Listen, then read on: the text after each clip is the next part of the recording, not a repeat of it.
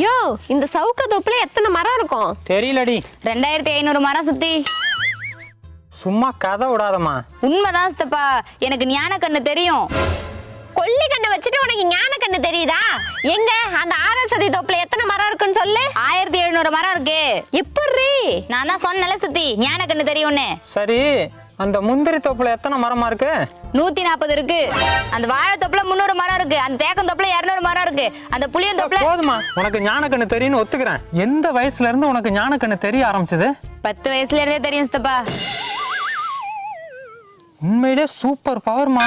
எனக்கு மட்டும் இல்ல சித்தப்பா, எங்க வீட்ல எல்லாருக்குமே ஞான கண்ணு தெரியும். உண்மையா உனக்கு ஞானக்கண்ணு தெரியுமாடி? ஏன் எல்லாரும் இதே கேக்குறீங்க? இவருதான் ஞான கண்ணு. இவரு கொலையில தான் எங்க அப்பா வேலை செய்யறாரு. அங்க எத்தனை மரம் இருக்குன்னு ஞான கண்ணு அடிக்கடி சொல்லுவாரு. நினைச்சண்டி